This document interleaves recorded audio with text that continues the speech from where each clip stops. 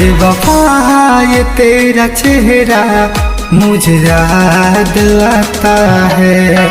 बेवफा ये तेरा चेहरा मुझे याद आता है। जब जब अकेला रहता हूँ मुझको सताता है। जब जब अकेला रहता हूँ मुझको सताता है। बेवफा ये तेरा चेहरा मुझे याद आता है। बेवफा ये तेरा चेहरा मुझे याद आता है।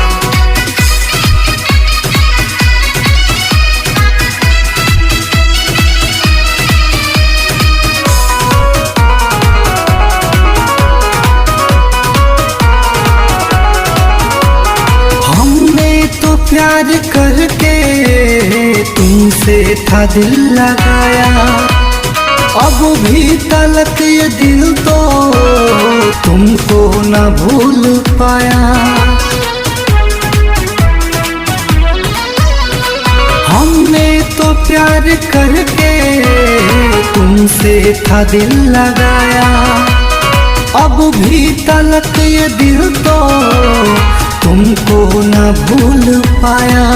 तुमको न भूल पाया। तुम जो चली गई तो सपना क्यों आता है।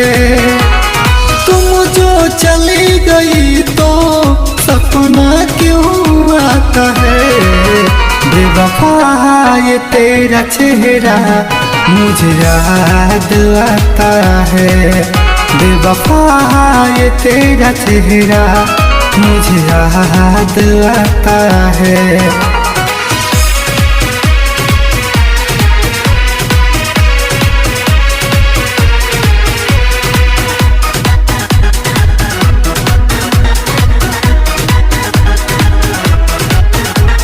अपना बना के मुझको तूने किया पराया। मुझे छोड़ कर दिल पर किसी और को बनाया। अपना बना के मुझको तूने किया पराया। मुझे छोड़ कर दिल पर किसी और को बनाया। किसी और को बनाया। मैं तो तड़प रहा हूँ तुझे चैन आता है। मैं तो तड़प रहा हूँ तुझे चैन आता है।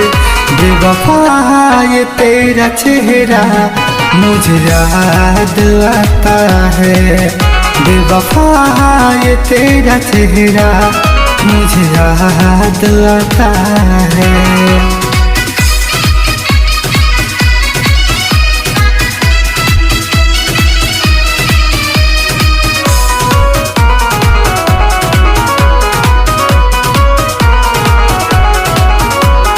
कैसे कहूँ कि रातों में भी नींद नहीं आती है। पल पल तेरी बातें मुझको बहुत तड़पाती है। कैसे कहूँ कि रातों में भी नींद नहीं आती है। पल पल तेरी बातें मुझको बहुत तड़पाती है। बहुत तड़पाती है। पंकज तेरे प्यार को नफरत बताता है। ब्रिजेश तेरे प्यार को नफरत बताता है।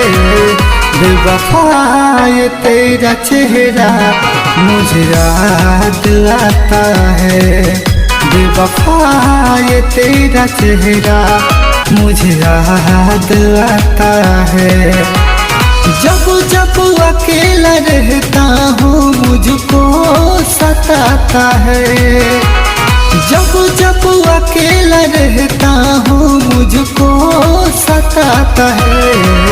बेवफा ये तेरा चेहरा मुझे याद आता है, बेवफा ये तेरा चेहरा मुझे याद आता